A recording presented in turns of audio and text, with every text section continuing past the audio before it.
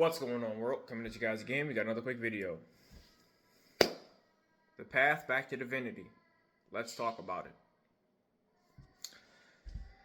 So, if you're an individual who follows the Bible, whether New Testament or Old Testament, you should have come to the agreement that the original human beings, in which we speak of when the Bible talks about human beings, are Adam and Eve.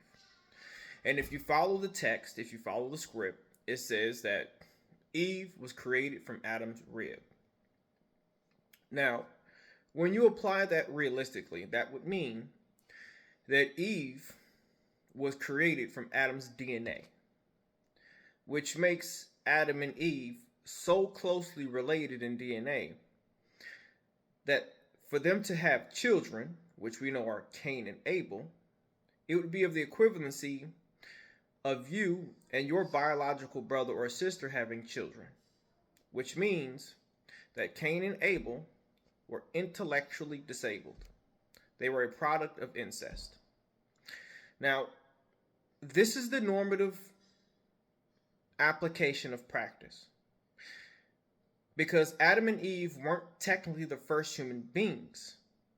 God had been creating human beings for thousands of years before Adam and Eve. This is why within the archaeological historical timeline, there are many different types of human being, because God was busy trying to create perfection. So when Adam and Eve were cast out the garden, it was done so because God did not want imperfection in a place in which he deemed perfect. So they had to take their children, because Eve was now pregnant with Cain, outside of the garden. And he told Adam, you will now toil in the soil and break your back for the rest of your days. He told Eve, from now on, childbirth would be unbearable. And he understood the fact that because their children were products of incestuous relations, they could not continue to have relations with the same genetic composition in which they had. This is why God spoke out in the Bible. He said, go out and be fruitful and multiply. Because the individual species in which were already created were the only viable and compatible species in which the offspring of Adam and Eve could successfully utilize in order to get back into the path of divinity. You understand this concept? It's what we know now. When you go out, if you're a African individual, if you're an Asian individual, if you're a European individual, Hispanic individual, and the person that you see who looks almost identical or exactly like you, 9 times out of 10, you are going to be closely related in not only religion or culture, but also ethnic makeup to include your DNA. Which means that if you were to have a child with that other individual, the offspring, unfortunately, would be close to what happened with Adam and Eve.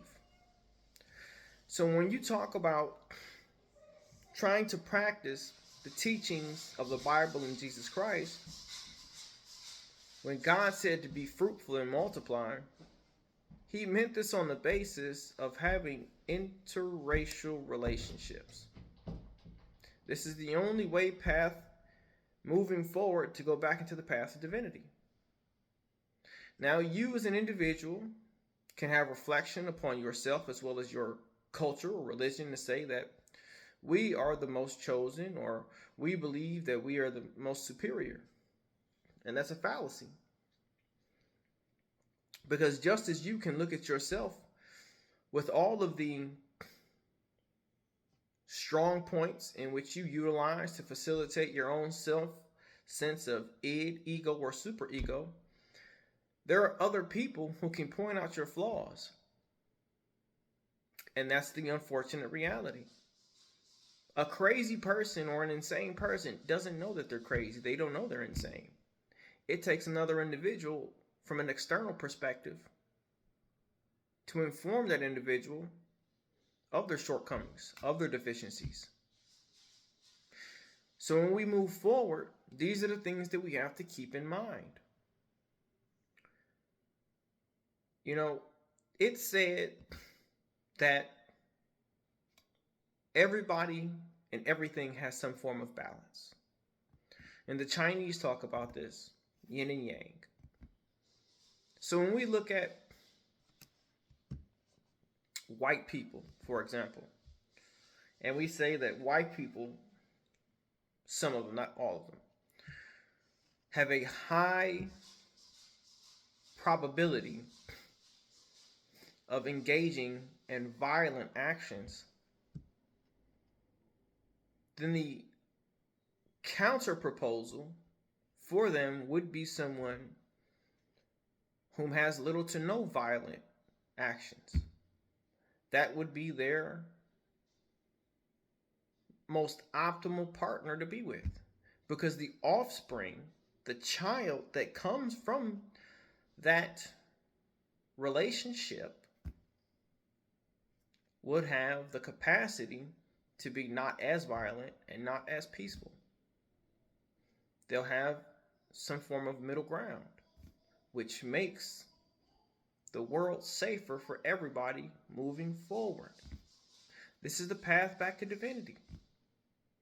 When you have an individual who is dominant in science, technology, engineering, and mathematics, but has zero capacity for creativity or artistry or anything like that, well, it would make sense that their partner be of the opposing force, so that the child has the capacity to have the best of both worlds.